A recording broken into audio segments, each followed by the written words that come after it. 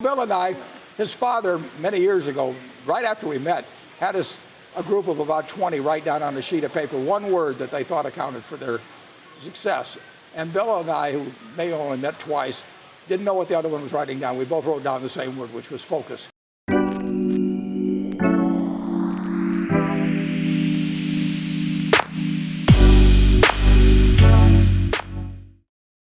Hello everyone, Mike is here. In today's video, we're going to be talking about the focus, as you already know, its importance and how focus actually can help you to achieve anything you really want in your life. So you can be, have, do, or experience everything you really, really want. On a purpose, at the start of this video, I put two richest people when they were asked what they attribute their success to. Both of them wrote a single word. And the word, as you already know, was a focus. Essentially, focus is the ability to hold our attention on subject or thing for a prolonged period of the time until the thing itself actually becomes real thing in our reality, until the thing manifests itself. But before we go even further with focus, there is a very important concept I need you to explain, because without this, you will not be able to monitor your focus and understand how to focus properly. So let's dive into that first. The concept I'm going to explain you now is the concept of nature of a thought and the content of the thought. So essentially, the content of a thought is the story you tell yourself, the story of the thought itself. And there is an infinite number of stories coming through our minds during the day. But that's what the content of the one thought is, the story. So let's say an example, I'd like to have an ice cream. That's the story. Then there is a nature of a thought. And there are three ways how nature can be. It can be either positive, negative, or neutral. Again, to give you an example, the positive nature of a thought is, let's say when you are on a holiday and you enjoying your time, it's very sunny, and you see an ice cream stand and you say to yourself, oh, I'd like to have an ice cream. Your response is positive because you know you're going to enjoy it, it's going to cool you down, and you're on a holiday, there are no restrictions for yourself. Whereas if you are on a strict diet because you want to lose some weight, then having ice cream might not feel very good to you. You're not going to feel good about it, having an ice cream, because it's against the rules, right? So the nature of a thought is going to be negative. It's basically the emotion, right? And the third option is, let's say you have your friends hanging out and one of them says, let's have an ice cream, right? You don't really care if you're going to have an ice cream or not. You can have ice cream or you cannot not have an ice cream. You don't care. So you're very neutral about it. That's your emotion to it. So the nature of a thought is neutral. So there are three stages of the nature, right? So now we know that there are those three stages. And I want to ask you a question. What do you think has more power? The story of a thought, aka the content, or the nature of a thought? How you feel about the thought? What is coming from the thought? Right? So the emotional part of it. Let's say again, example. I am skinny, or I am rich. The content might be a positive for you, but if you feel negative about it, then also the story is negative, because it's not coming from a place of being that person or having that thing, but from place of lacking that thing, not having that thing, right? So if I say I am rich and it's coming from place where you believe, or the emotional response is I am poor, then it doesn't really matter that the story you're saying yourself is positive, but how you feel about it is negative. And that's what's going to reflect in your reality, and that's where your focus is. You feel negative about the stuff, right? So this is very important to understand, that the nature of a thought has more power than the content of the thought. And this is going to be very crucial for you in the further stages when I'm going to explain you about the focus a little bit more, because this is the best way how you can monitor your own focus during the day. So, well, my journey began actually 8 or 7 years ago when I was maybe 15 or 16 to work on my self-development. And it started with selling physical products on Amazon, right? And I made this observation and realized that was not actually until very recently, is that we live in an age where there is everything. There is unlimited access to the information. You can have millions of books in your pocket. You can Google everything out in instant. You can pick up your phone, call your best mate to tell you the answer for what you're looking for, and yet we struggle to use it. So why is this? Right? Why is this happening? So I made this observation that, based first on me, that 90% of the time, in 99% of the cases, my attention was on things I wanted to avoid, things I didn't want to do, things that were not going my way, things I didn't like, things that got me annoyed. And I also noticed that other people around me do the same, whether it was my colleagues in the work, whether it were my best friends, whether it was my family, whether it was my girlfriend. We all do that. We all focus on things we don't like. And then there is that kind of spiral that happens, right? There is a story of a thought. And of course, there is going to be some attachment because we don't like it. So there is a negative emotion going with that story. And that what it creates is just kind of spiral down. And this is, I think, for me, one of the biggest proofs of law of attraction, because negative thoughts bring more negative thoughts and emotion. And on the other way around, positive thoughts bring more positive thoughts and more positive emotions. And what I want to say is that this spiral just starts and you go deeper and deeper and deeper and deeper and deeper.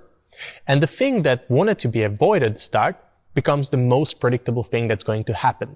And you're going to accept it and you're going to expect it to happen. And that's why it's going to happen, because your focus is not on what you want. You focus on things that you want to avoid, which means that you are bringing the thing that you want to avoid into your reality, that it's going to happen. So now imagine that your focus would be in 90% of the cases, 99% of the time, on things that you want. Things that you want to see going your way. Things that you like. Things that you want to bring into your life. Things what you want to do. Things what you want to experience. But again, very important part of it is how you feel about it. Being positive, excited, having fun. That's what's very important. And if the spiral goes up, then the starting point of the spiral should become the predictable outcome and something that's expected. And that's why it's supposed to happen, because that's how law of attraction and manifestation works. When you expect something, it's going to happen. It's the nature. It's the universe. That's how it works. So to give you an example from my own personal life, I was working a season in Austria, and there was an issue with two colleagues of mine. Outside of work, there was not really a problem. But during the work, I could not really stand them. I found everything what they were doing that they were not doing right. They were taking too long breaks. They were smoking too much. They were drinking too much. Whatever they were doing, I just found it ridiculous. And what is stronger than the thought itself? Like I said, it's the spoken thought, right? The spot that you express. And I was expressing my negative thought to my partner, and she agreed with me and she affirmed me, and she expressed her negative emotion and thought about the subject as well. And we were just doing it on a daily basis. And it was not just daily, it was literally every time we saw each other. We could not wait to talk about what they did wrong. And of course, it started to affect the work itself. There were more and more negative things happening during my work. And there was a time where I was just about to take myself and go because I could not stand it. There were so many things not going my way that I not could stand anymore to be there. And then I really thought about myself. And for a second, I removed myself from the situation. What if I really apply this thing that I will just remove myself? I'm just not going to focus on it. I'll just completely ignore whatever they do. And instead, I'm going to put my focus on things I like, just talking with customers, having fun, and make people happy who come to our restaurant and whatever it is. Right? So I just stopped. Whenever someone was talking about them or expressing negative emotion, I of course acknowledge it, but I did not get attached to it. I did not express my thoughts about it. I did not express my emotion about it. I just stayed with it and left my focus there and put it somewhere else. Something that is not annoying to me, right? And it was very shocking that within 1 week, things dramatically improved. They took a less break. They were more clean or doing things more cleaner way. And they were even friendlier to me in the work. And I could not really explain it.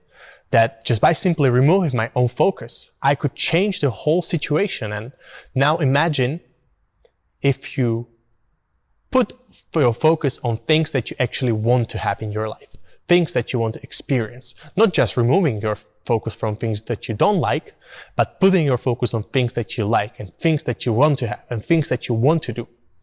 And with this comes very interesting quote I heard somewhere. And I really want to share with you because it resonated with me very strongly. If you change the way you look at things, things you look at change. Really think about it. So if you're not looking 90% of the time negatively on the things, but 90% of the time positively, the things you are looking at are going to change. And really, really think about it.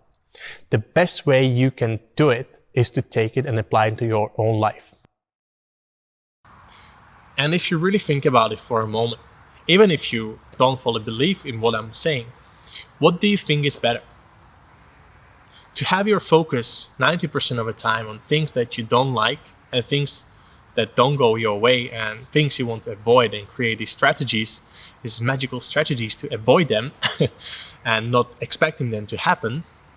And actually, this is all, as you know, accompanied with these negative emotions, or to have your focus or your attention on things that you actually like, things that you enjoy, things that you find funny, things that you find exciting, and have your focus and attention there, and have these positive emotions following that attention.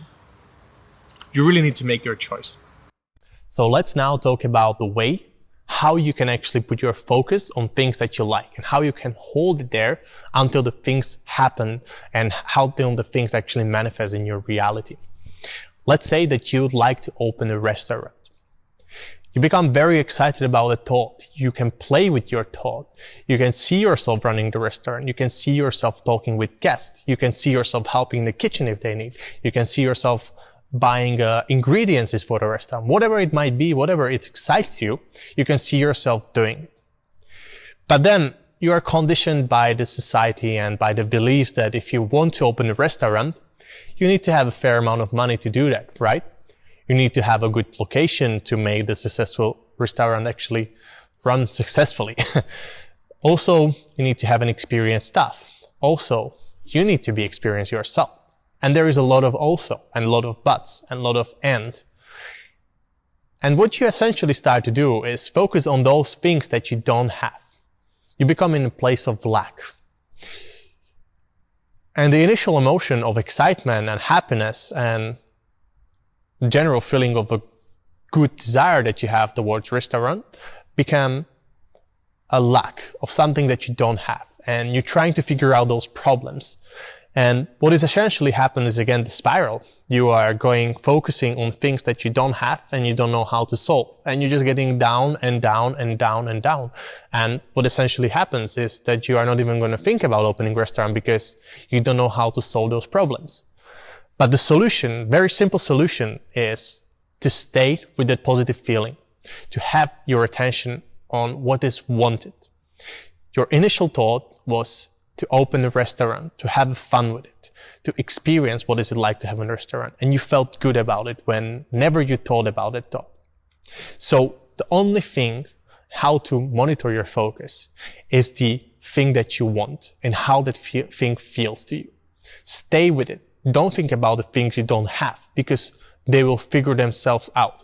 We oftentimes create problems that are not actually in there. We're trying to solve problems that might occur in 6 months and we're trying to solve them today.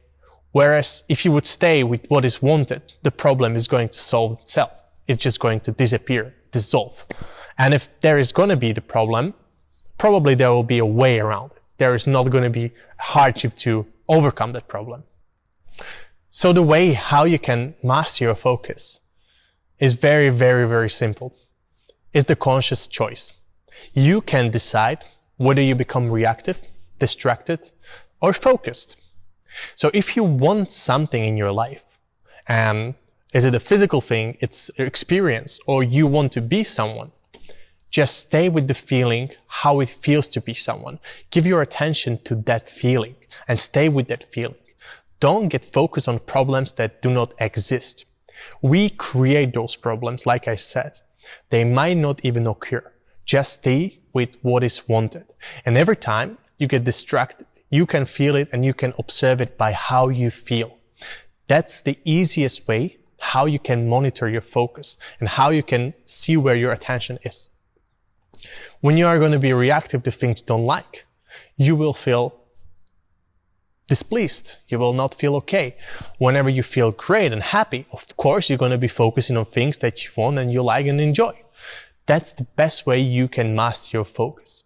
Sometimes it can happen that you have to recenter your focus. And this is what I'm going to share with you, how I found it very easy for myself to recenter the focus and how you can put it back to the track if you get too distracted or too upset by focusing on things that you don't like. So one of the best ways how you can put your focus back on track is a gratitude.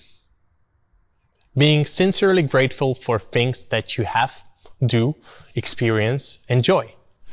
Things like waking up healthy in the morning. Things like being alive and being aware about it. Things like having healthy eyes and seeing the skies. Things like being happy for your heart. Things like having a place to sleep. Things like having amazing family around you. Whatever it might be, there is always something to be grateful for. And think about it. Really think about it. Put things in a perspective and be grateful for. And with speaking about perspective, this is the other way how you can center your focus. Put things in a perspective.